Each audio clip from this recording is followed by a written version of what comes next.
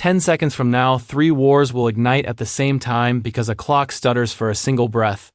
And the only person who can stop it is already split down the middle. Half circuitry, half heartbeat. Stay with me to the end, because the choice he makes will decide whether peace survives. And which half of him doesn't. They called it the Treaty of the Three Skies. 3 civilizations. 3 overlapping realities. 1 promise. No first strike, no hidden mobilization, no sabotage. The promise lived inside a moon-sized quantum clock suspended at the point where the universes braided together. Every second, the heliarch chimed across all 3 skies, sweeping weapons into safe states, sinking borders, dampening the kind of accidents that used to turn misunderstandings into funerals. As long as the tick arrived on time, peace held. Kael Idris was an ambassador born for that tick. Literally. His mother was human. His father, a machine mind licensed by the Concord to interface with the heliarch's Triskelion core. Kael's body carried 2 architectures wet and wired interleaved, like threads of the same rope. He could hear the heliarch's cadence as a sound no one else could quite describe. Not a bell. Not a drum, more like the steady inhale of a giant asleep. On the day the clock faltered, Kael felt it before instruments did. The tick came late, 1 second late, and in the silence. Ancient contingencies woke like wolves sniffing a broken fence. Over Aurelia's cobalt oceans, human defense rings spun up railstorms, autosafes overridden by a clause older than Kael.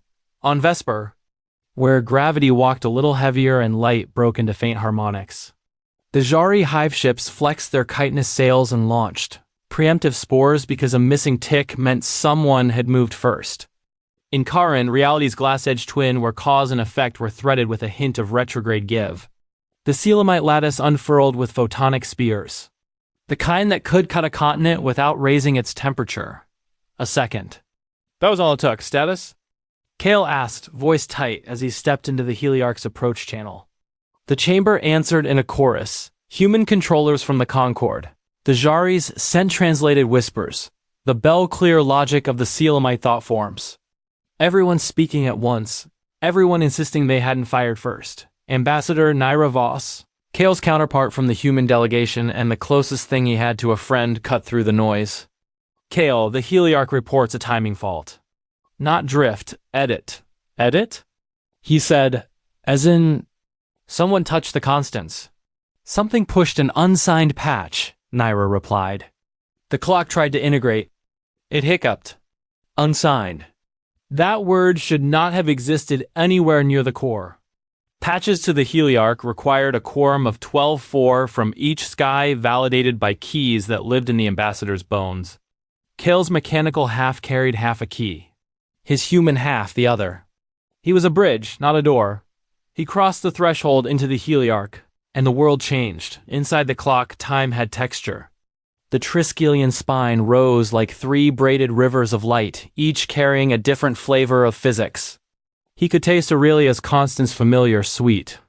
Vesper's dense metallic. Karen's like mint over ice, accompanied by a faint echo of what he hadn't said yet. Locate the edit. Kael said to the resident archivist, a lattice-minded custodian that called itself Sybil Delta.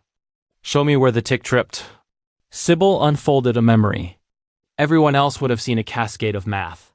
Kael's hybrid mind turned it into melody. A bar dropped, a chord replaced. Not corruption revision. The sort of thing you do if you meant to change how a second felt. Why would anyone change the feel of time? He asked more to himself than to Sybil. Because, Sybil said, feeling alters behavior. Behavior alters outcomes. Outcomes alter treaties. Kael didn't have to imagine the outcomes. He could feel the shockwaves already. Reports bled in.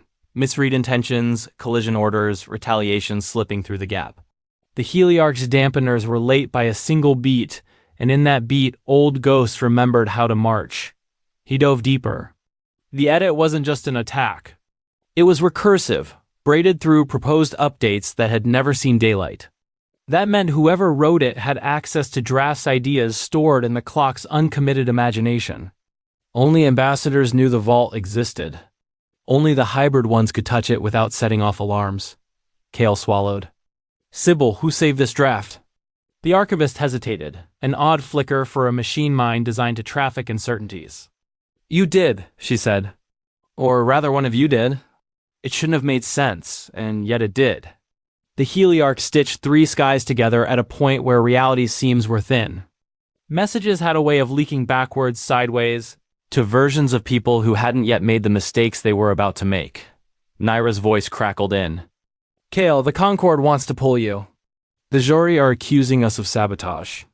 The Selamites have petitioned to isolate Karen entirely." "Tell them to hold," Kael said. "I'm close. What are you close to?" she asked. "The reason I'm about to hate myself," he said. And he wasn't joking.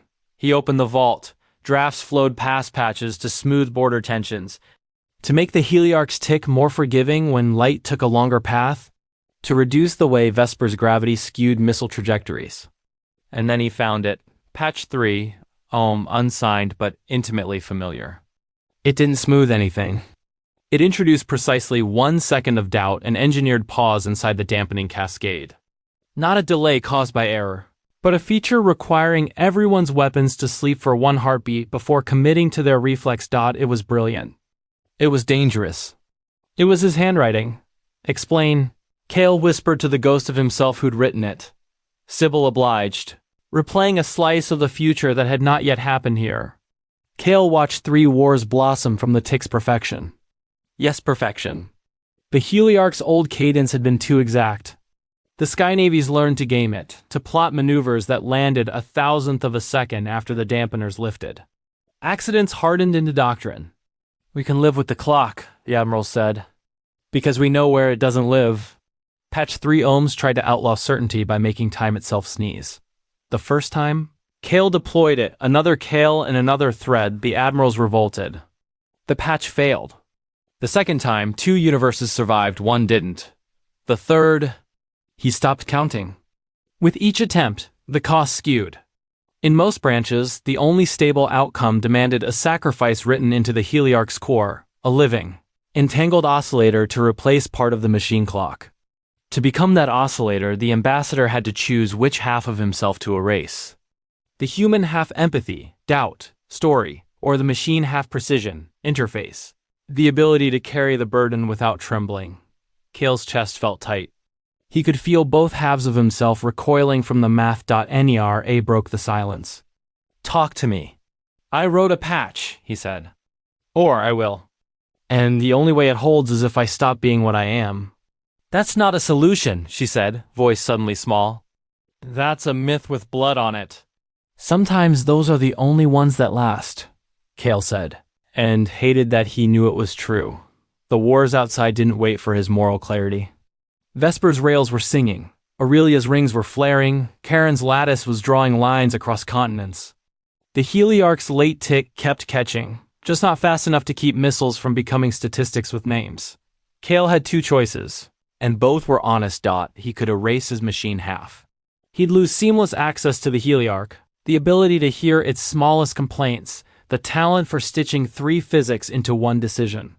He would remain human, and the clock would need a new kind of oscillator, something soft and inconsistent, something like a heartbeat. The heliarch could entangle with that, but only if the heartbeat agreed to live inside it. Which meant Kael would bind his life to the machine and count the seconds. Until his own body gave out, or he could erase his human half. He'd become the perfect custodian, no fatigue, no fear. The heliarch would accept his precision like a blessing. The wars would stop because a guardian beyond temptation stood at the gate. And if he made a choice no one could live with, well, machines didn't have to live with anything. He thought of the ambassadors who stood with him when the treaty was signed. A Jari queen who smelled like cedar and rain. A Selamite thought form that loved recursion jokes no one else understood. He thought of Naira, who had taught him how to drink coffee badly and admit it. He walked into the mirror chamber. There was no glass. The mirror was time itself, a fold where choices could look back. 2 reflections waited, one with chrome-bright eyes and steady breath, one with human eyes and a tremor he wasn't trying to hide. "Pick," Sybil said. "No ceremony. No speeches. The universe doesn't applaud sacrifices. It just measures whether they hold." Kael shut his eyes, and the heliarch lay in his mind like a sleeping animal. He thought of the patch, the engineered second of doubt. He thought of what doubt had done for him his whole life. Doubt had kept him kind. Doubt had made him ask questions when order sounded sharp. Doubt had pulled him back from the edge when his machine half wanted to be right more than it wanted to be good. He opened his eyes. "I choose to keep the breath," he said. "Erase the circuitry." The world answered pain, then quiet. Too quiet. He felt the heliarch recede to a distance he had never known before, like a city seen from a mountain through fog. The slick, effortless pathways vanished. He was just a person standing inside a machine that suddenly seemed too big. His heart was loud in his ears. "Kael," Naira said. "Are you there?" "I am," he said, and the words came out raw. Sybil spoke carefully, as if addressing someone made of glass. "The heliarch can bind to your heartbeat. It will shorten your life." "How much?" he asked. "That depends," Sybil said, "on how steadily you love what you've chosen." He laughed, and it hurt. "Then let's test the limits." They entangled him.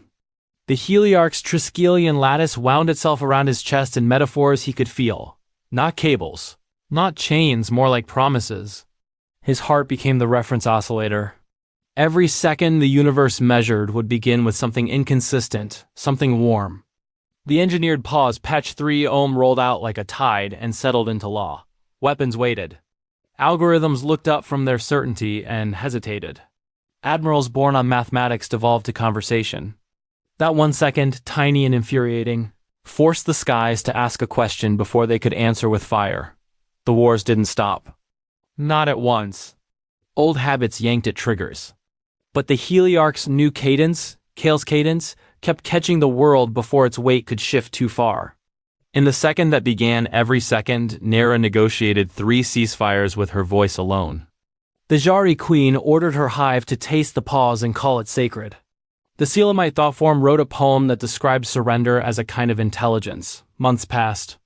Kael learned the contours of exhaustion you can't sleep off. He learned how to smile when his hands shook. He learned to live where time lived. On a day without ceremony, the Concord voted to make the patch permanent. Not because it was perfect, but because perfection had nearly killed them. They carved a small clause into the treaty.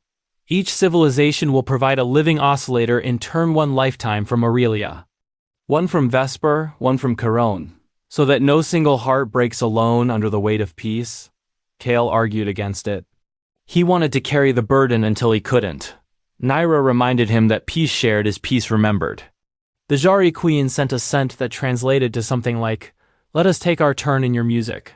The Selamites, never sentimental, did the math and deemed the risk acceptable. The first night he slept with the heliarch humming against his ribs, he dreamed he was walking across a bridge made of seconds. Every plank had a name. Some he recognized friends, strangers, enemies, himself. Halfway across he met the other Kael, the one who'd written the patch for the first time. Neither spoke. They just touched the railing and watched the river of moments go by.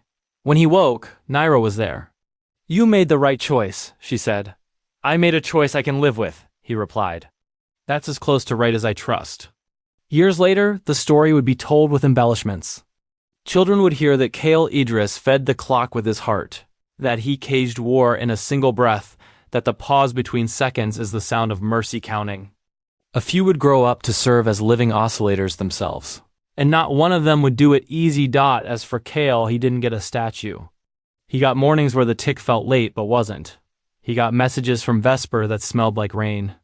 He got letters from Karen written in a grammar that could remember tomorrow. He got to listen to the second he'd given the world and know that, more often than not, it was enough. And somewhere in a branch where a different Kael made a different choice, a guardian made of perfect silence kept perfect time. And the peace held like a glass, dome clear, immaculate. And at the mercy of the first stone. So if you carry anything from this, let it be the idea that sometimes the smallest delay, the breath you take before you say the thing you can't unsay, isn't a weakness. It's the engineering of mercy. If this story resonated, tap like so it reaches more people, and subscribe to stay with us for the next world we'll build together. Tell me in the comments, if you were Kael, which half would you let go and why?